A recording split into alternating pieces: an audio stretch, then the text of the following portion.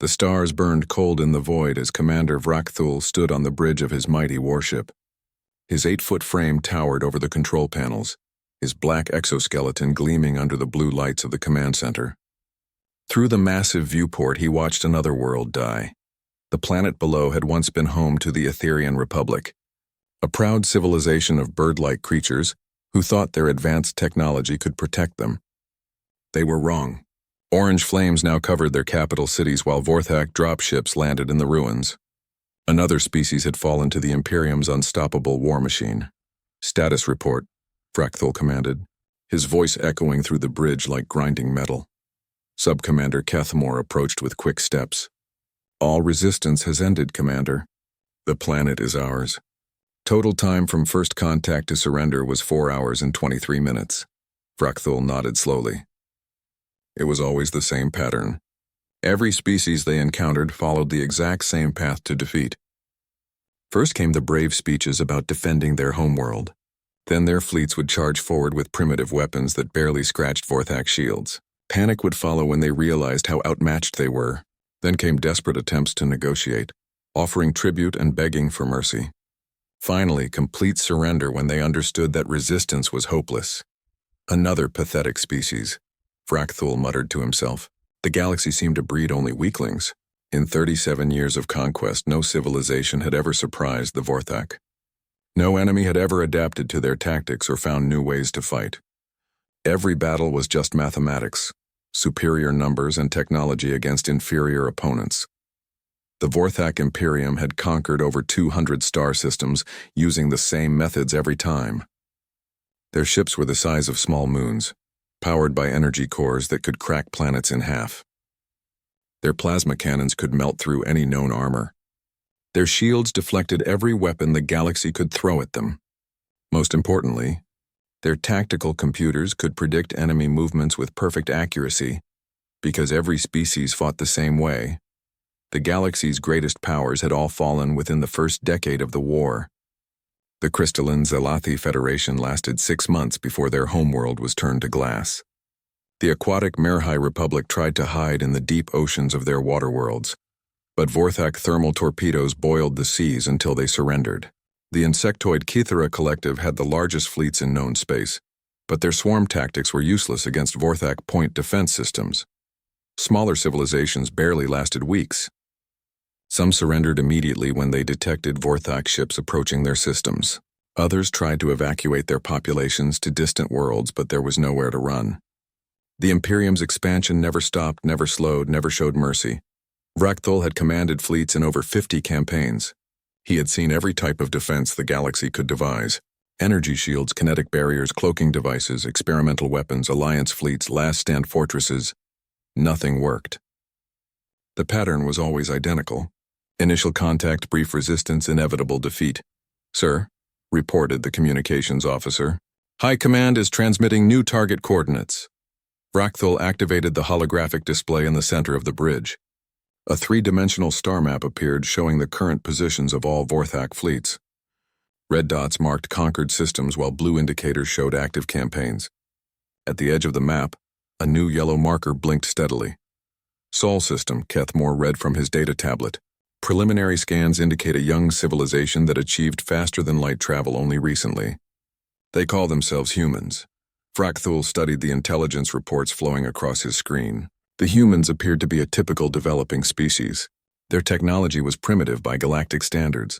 Chemical rockets for space travel, nuclear fission for power, crude laser weapons for defense.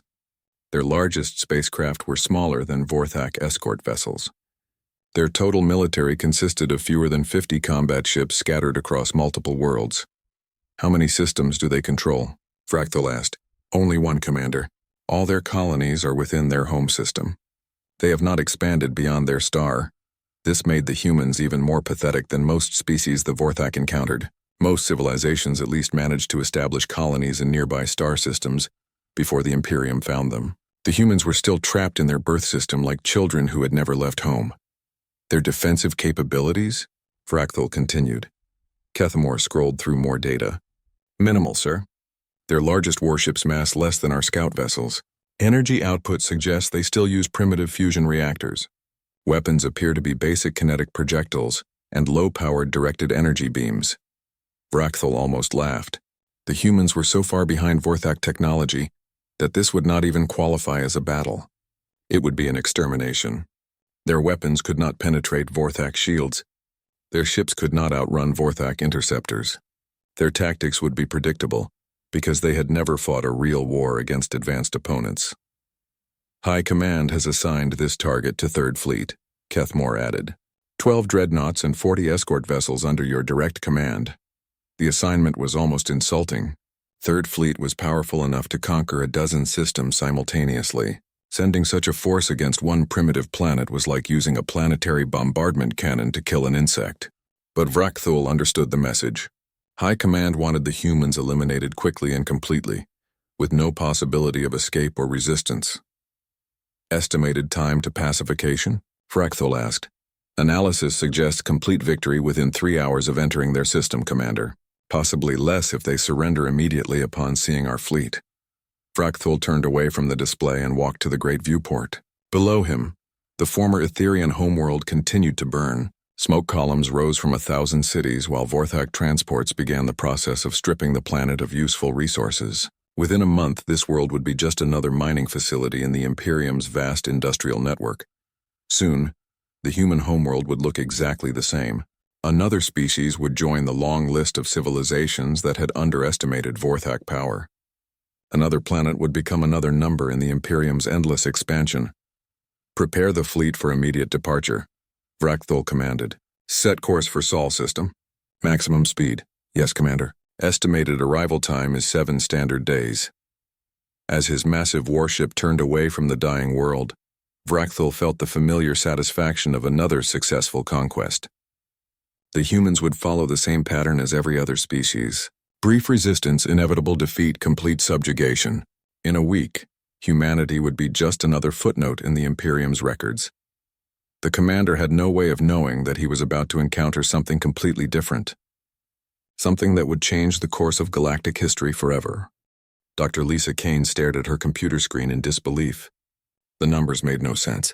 Her deep space monitoring station Juno 7 was positioned beyond Pluto's orbit, scanning for asteroids and cosmic radiation, but the readings she was seeing now showed something impossible.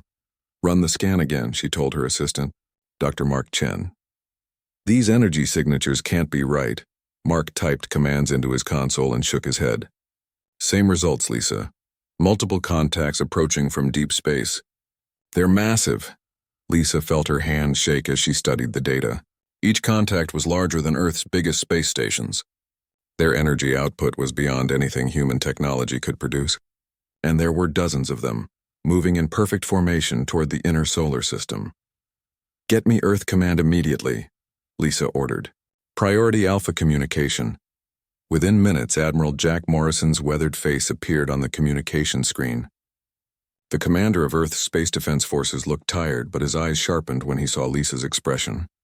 What do you have for me, Doctor? Admiral, we're detecting an incoming fleet of unknown vessels. They're huge, sir. Each ship is at least 50 times larger than our biggest cruiser. Current trajectory puts them in Earth orbit within 7 days. Admiral Morrison was quiet for a long moment. How many ships? 52 confirmed contacts, sir. Possibly more beyond sensor range. The Admiral's face went pale. Earth's entire military space fleet consisted of 23 frigates, 8 destroyers, and 2 aging cruisers. Against what was approaching, they might as well throw rocks. Send all data to Earth Command immediately, Morrison ordered. I'm calling an emergency session of the Global Defense Council. 3 days later, Captain Alex Rodriguez stood on the bridge of the UEF Defiance, Earth's newest and most advanced cruiser. His ship was positioned near Jupiter as part of humanity's desperate defense line. The plan was simple. Meet the invaders as far from Earth as possible and try to buy time for evacuation of the inner colonies. Rodriguez studied the tactical display showing the approaching alien fleet. Each enemy ship outmassed his cruiser 50-1. Their weapons were beyond anything in human understanding. By all logic, this should be a massacre.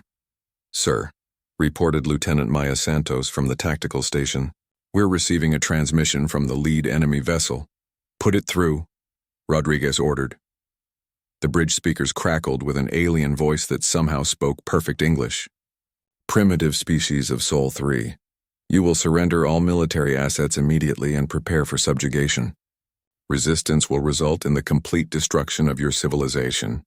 You have one of your time units called hours to comply. Rodriguez looked at his crew. Young faces stared back at him, waiting for orders. These men and women had volunteered to defend Earth, knowing they would probably die. They deserved an honest answer. Communications, open a channel to all Earth forces, Rodriguez commanded. Channel open, sir. This is Captain Rodriguez of the UEF Defiance. We've all heard their demand. My response is simple. If they want our worlds, they'll have to take them. Back on Earth, Admiral Morrison received the alien ultimatum through official channels. The message was broadcast simultaneously to every government on the planet. World leaders gathered in emergency sessions while millions of civilians watched news broadcasts in fear. Morrison's response was brief and went out on all frequencies.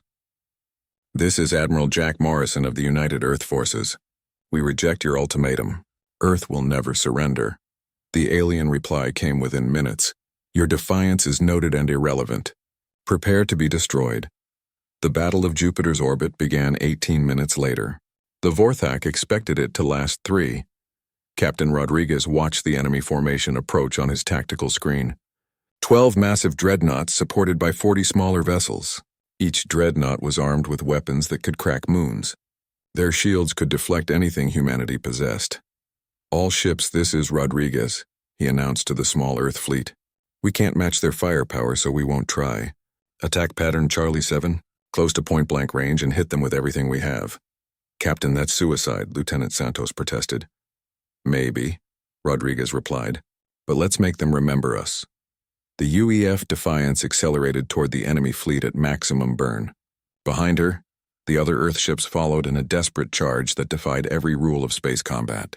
Standard doctrine called for long-range engagement to minimize damage. Rodriguez was doing the opposite. Sir, they're firing, Santos reported.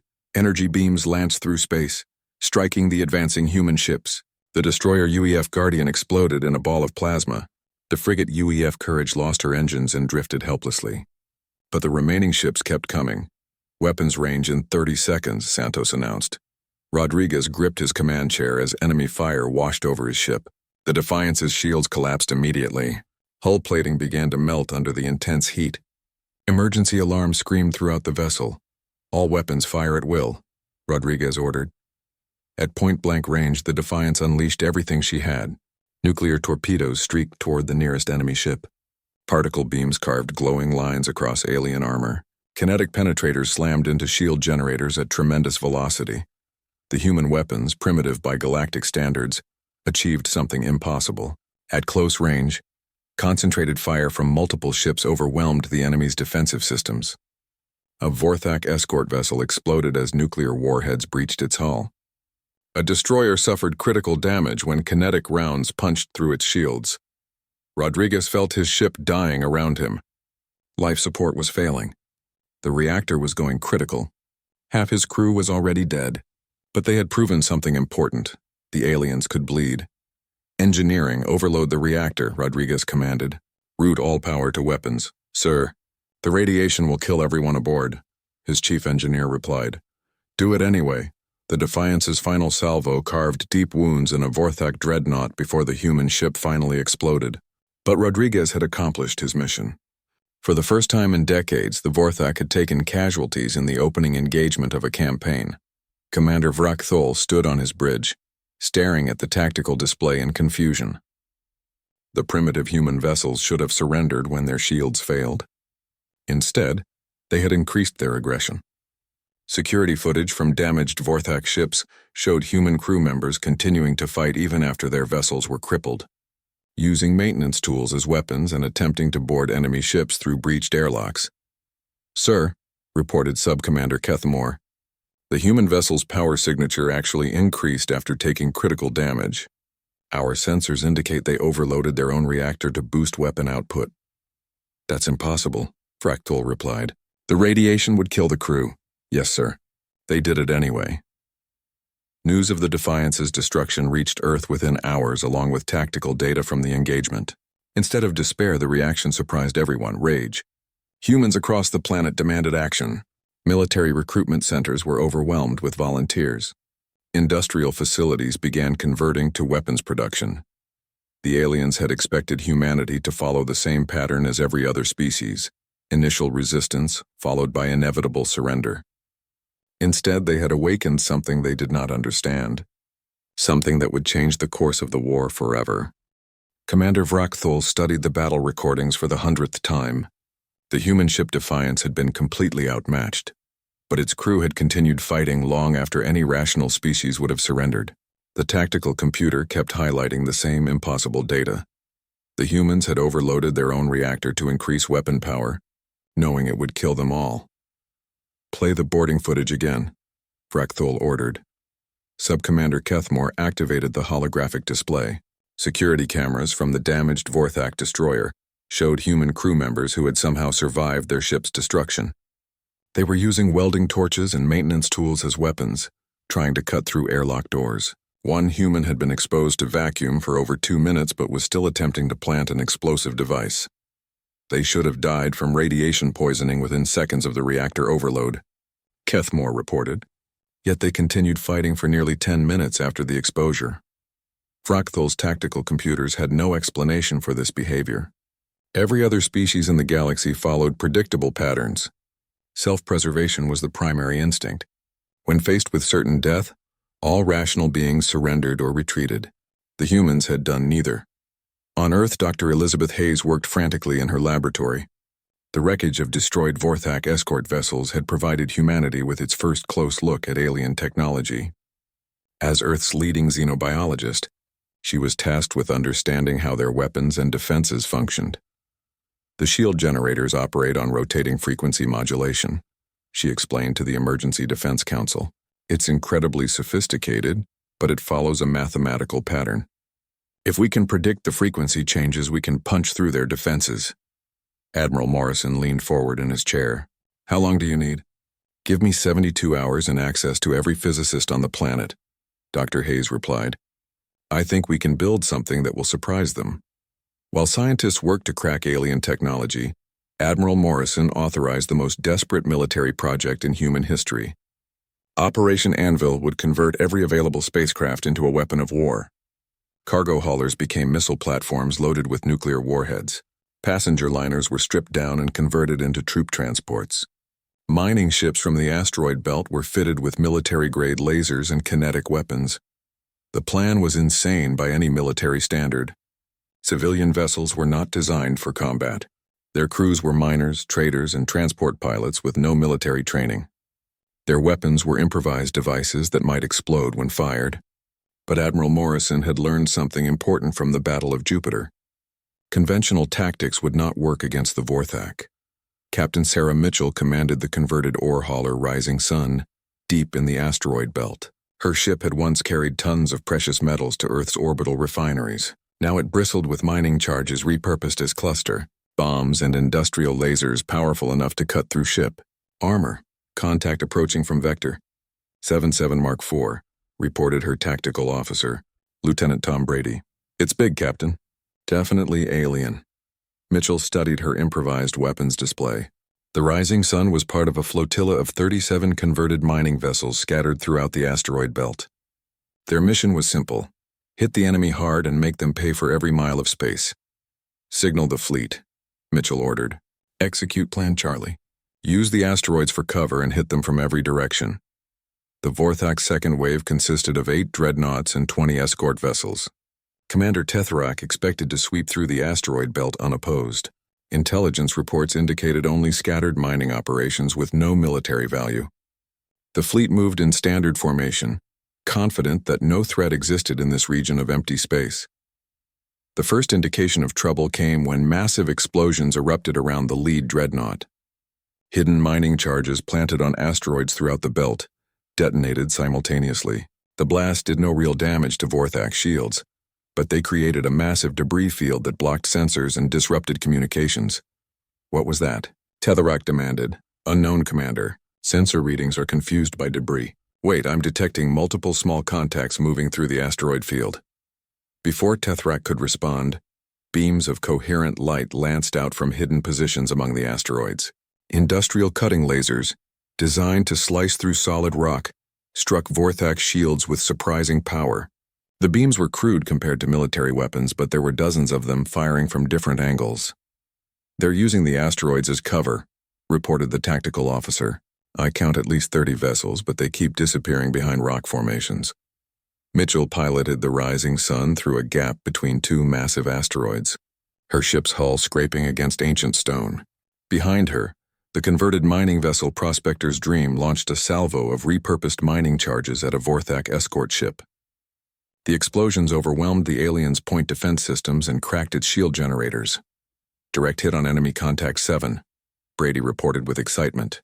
"Their shields are down." "All ships concentrate fire on the damaged vessel," Mitchell ordered. "Pour everything into it." 20 mining lasers focused on the crippled Vorthak ship, cutting through armor plating like hot knives through butter. The escort vessel exploded in a brilliant flash, marking humanity's first ship-to-ship kill against superior technology. The battle raged for 6 hours among the spinning rocks of the asteroid belt. Human miners who had spent decades navigating the belt's dangers turned their industrial expertise into military tactics. They used asteroid gravity to slingshot around enemy ships. They hid behind rotating rocks and fired from unexpected angles. When their improvised weapons overheated, they rammed enemy vessels with asteroid-moving tugs. Commander Tethrak found himself fighting a three-dimensional guerrilla war, unlike anything in Vorthak military doctrine. Every time his ships moved to engage one group of humans, another group would attack from a different direction. The asteroids made long-range targeting impossible, forcing close-range combat, where human desperation could overcome technological disadvantage. "Sir, we've lost 4 escort vessels and 2 dreadnoughts have suffered major damage," his tactical officer reported. "The humans are using some kind of coordinated swarming attack." Tethrak studied the tactical display in frustration. His fleet still outgunned the humans significantly, but they were paying a price he had never expected. "How are they coordinating their attacks? Our jamming should have disrupted their communications." "Unknown, sir. They seem to be operating independently but with perfect timing." What Tethrak could not understand was that human miners had developed their own communication methods over decades of working in the belt. They used laser communicators, radio bursts bounced off asteroids, and even simple light signals. Military jamming was useless against techniques developed for industrial operations. When the second wave finally retreated from the asteroid belt, they left behind 6 destroyed vessels and took severe damage on most of the survivors. Captain Mitchell's improvised fleet had lost half their ships, but they had proven something crucial. Vorthak's shields could be overwhelmed by concentrated kinetic impacts and sustained energy bombardment. More importantly, they had demonstrated that humans could adapt their tactics faster than the aliens could counter them. Every engagement revealed new weaknesses in Vorthak doctrine, and human engineers were already developing ways to exploit those weaknesses on a larger scale. Back on Earth, Dr. Hayes made a breakthrough that would change everything. "Their shields have a blind spot," she announced to the Defense Council. "They're vulnerable to specific electromagnetic frequencies that we've been using for radio communication for over a century. It's like they never fought anyone who uses basic radar." The moon had become a fortress. Every crater held a weapon emplacement. Every underground tunnel bristled with nuclear missiles. Captain John Baker stood on the bridge of the UEF Valiant, Earth's last operational heavy cruiser, and watched the final preparations for humanity's last stand. Admiral Morrison's voice crackled through the communication system. "All ships, this is Earth Command. The enemy fleet will arrive in 6 hours. We have 43 vessels of various sizes against 27 alien capital ships. The odds are not in our favor, but we've proven that these aliens can bleed." Baker looked at his tactical display.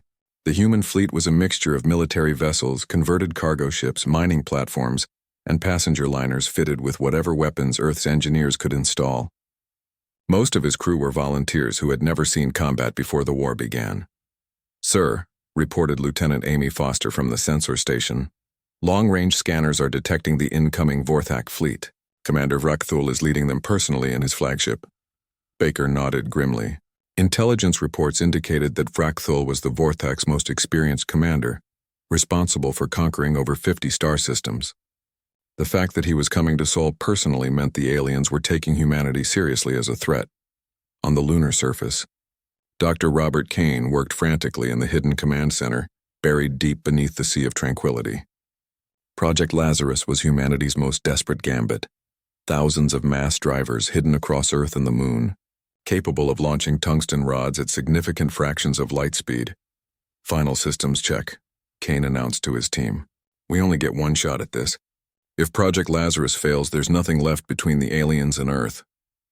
The mass drivers were crude weapons by galactic standards. They used superconducting magnetic coils to accelerate simple metal rods to tremendous velocities. No guidance systems, no explosive warheads, just kinetic energy delivered with devastating force. But Kane had learned from studying alien technology that sometimes the simplest solutions were the most effective. Commander. Vrakthul's fleet dropped out of faster than light. Travel at the edge of the solar system. His flagship, the Destroyer of Worlds, was the largest warship in the Vorthak Navy. Its weapons could crack planets. Its shields had never been penetrated by enemy fire. Around it, 26 other capital ships formed a battle formation that had conquered half the galaxy. Status report, Vrakthul commanded. All systems operational, Commander. The human fleet is positioned near their moon. Intelligence counts 43 vessels, most of them converted civilian craft. Vrakthul studied the tactical display with growing frustration. Previous battles had taught him that humans did not follow conventional military doctrine. They used tactics that made no logical sense but somehow achieved results that his computers could not predict. Maintain formation. Advance at half speed. I want full sensor sweeps of the entire area. The humans have surprised us before. The Battle of Luna began when the Vorthak fleet entered the inner solar system. Instead of meeting them in open space, the human fleet scattered into small groups and attacked from multiple directions simultaneously. Captain Baker led his squadron in a direct assault on the enemy flagship, while other groups hit the flanks and rear of the alien formation. They're not following any recognizable tactical pattern. Sub-Commander Kethmore reported to Vrakthul, each group is operating independently, using completely different approaches. It's chaos, Vrakthul observed. But effective chaos. The UEF Valiant accelerated toward the massive alien flagship, her hull glowing from enemy fire. Baker's ship was outgunned 1,000 to 1, but he had learned something important from previous battles. The aliens expected logical behavior. Doing something completely insane might give him the element of surprise. All power to forward shields, Baker ordered. We're going to ram them. Sir, that's suicide, his tactical officer protested. Maybe, but it worked for Rodriguez at Jupiter. The Valiant's desperate charge drew fire from multiple enemy vessels. Her shields collapsed under the bombardment. Hull plating began to melt. But Baker kept his ship on course, aiming directly for the enemy flagship's bridge section. At the last moment, Baker fired every weapon his ship possessed at point-blank range. Nuclear torpedoes, particle beams, kinetic rounds, and improvised explosives all struck the alien ship's shields simultaneously. The concentrated barrage overwhelmed the defensive systems and punched through to the hull beneath.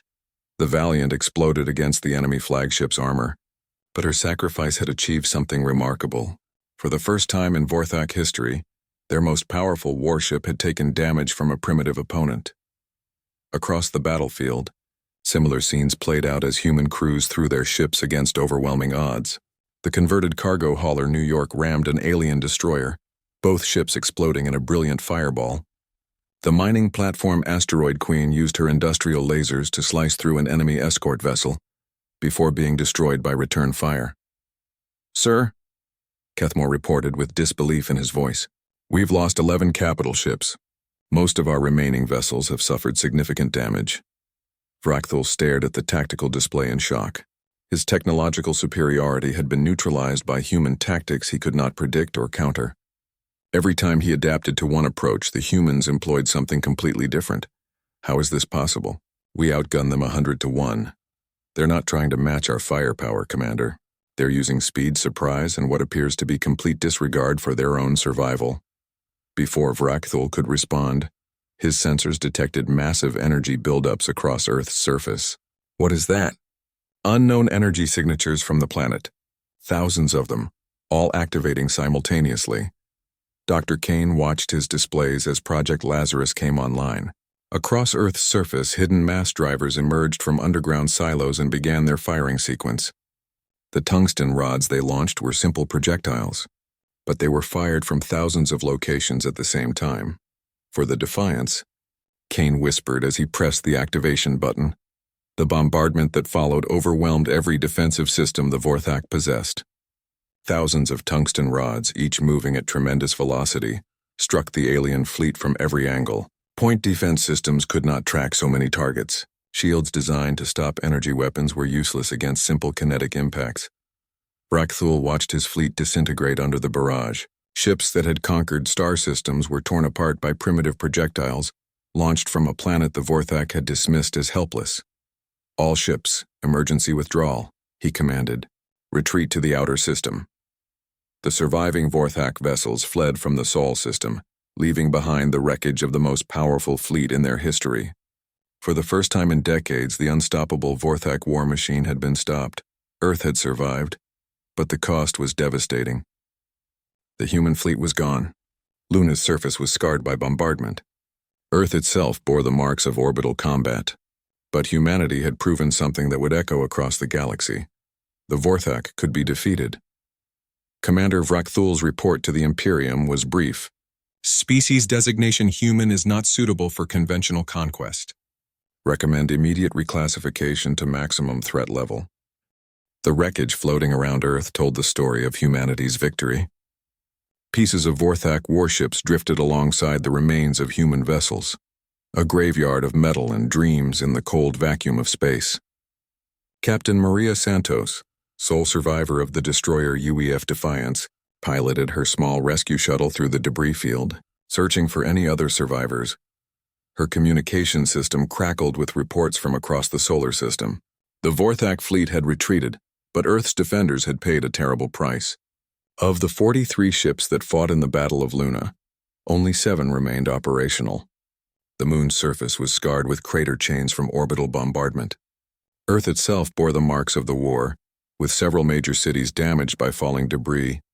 But humanity had survived, and news of their impossible victory was already spreading beyond the solar system. On the bridge of his damaged flagship, Commander Vrakthul stared at the tactical reports with disbelief.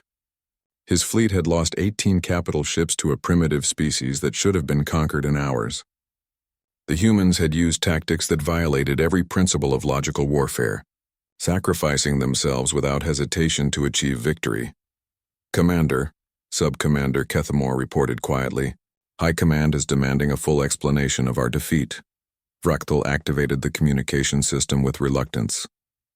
The face of Supreme Commander Nethvar appeared on the screen, his expression cold with fury. "Explain how a single primitive planet destroyed the Third Fleet," Nethvar demanded. "The humans do not fight like other species," Vrakthul replied. "They show no regard for self-preservation. Their tactics are unpredictable because they are willing to die for victory." "Impossible. All rational beings value survival above all else." "Not humans, Supreme Commander. They overload their own reactors to increase weapon power. They ram capital ships with escort vessels. They continue fighting after taking fatal damage. Our tactical computers cannot predict their behavior because it defies logic." Supreme Commander Nethvar was silent for a long moment. "What do you recommend?" "Immediate reclassification of species designation, human to maximum threat level. Avoid all contact with their territory. They represent a danger to the Imperium that we have never encountered before." The conversation ended, but Vrakthul knew the damage was already done. Word of the defeat would spread throughout Vorthak space and beyond. For the first time in their history, the unstoppable war machine had been stopped. 3 months after the Battle of Luna, the effects of humanity's victory began to ripple across the galaxy. On the conquered world of Zalathi Prime, former crystal miners gathered in secret to discuss rumors of a species that had defeated the Vorthak. Their translator devices had picked up fragments of human communications, stories of impossible courage and victory against overwhelming odds. "Is it true?" asked Elder Krathlos, his crystalline form reflecting the dim light of their hidden meeting place. "Did someone actually beat them?" The younger Zalathi named Sylvan nodded excitedly. "The transmissions are clear. The humans destroyed an entire Vorthak fleet. They proved the conquerors can be defeated." Similar conversations were taking place on dozens of worlds throughout the former Vorthak territories. Species that had lived under alien oppression for decades began to hope for the first time since their conquest. If one primitive planet could stand against the Imperium, perhaps others could do the same. On Earth, the rebuilding had begun. Admiral Morrison stood in the ruins of Earth Command, watching construction crews repair the damage from the battle. His staff was planning the most ambitious project in human history, the creation of a fleet capable of taking the war to the enemy. How long before we can field a proper battle fleet? Morrison asked his chief engineer, Dr. Linda Hayes. Give us 2 years, Admiral. We've learned a lot from captured Vorthak technology. Our new ships will combine human innovation with alien engineering. The aliens won't recognize what hits them. Dr. Hayes was right to be confident. Human engineers had reverse-engineered enough alien technology to revolutionize their military capabilities.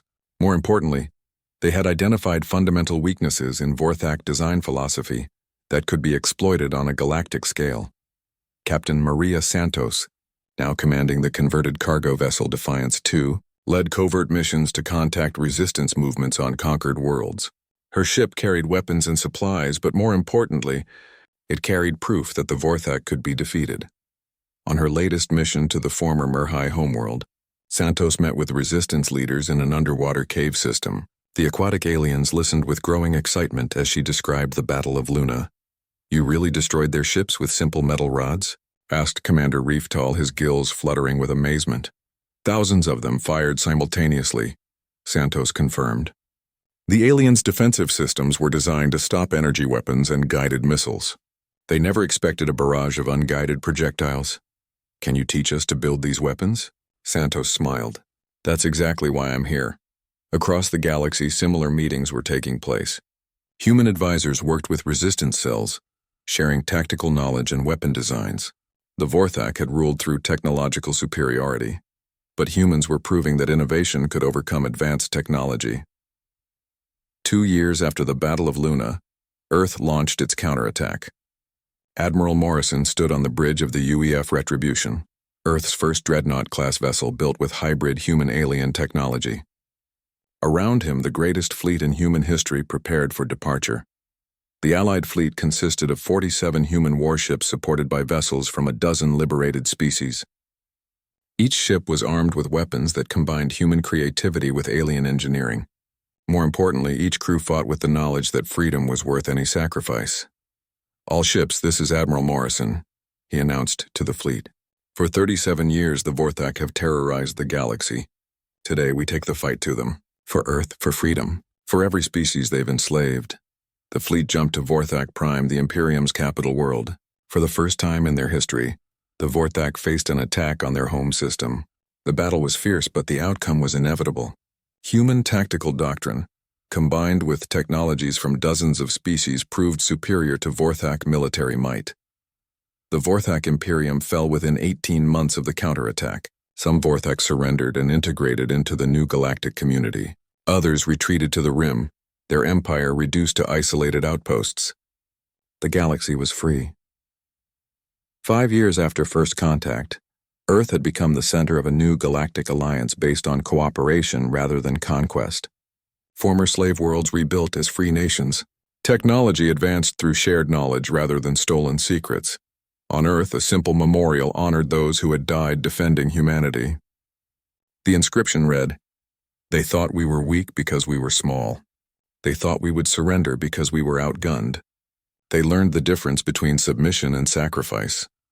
Throughout the galaxy, when young beings asked about the war, they heard the story of the humans who looked at impossible odds and said no. The human legacy lived on in every free world, every liberated species, every child born into freedom rather than slavery. And in the depths of space, human ships continued to patrol the frontiers, carrying a message that echoed from star to star: never again.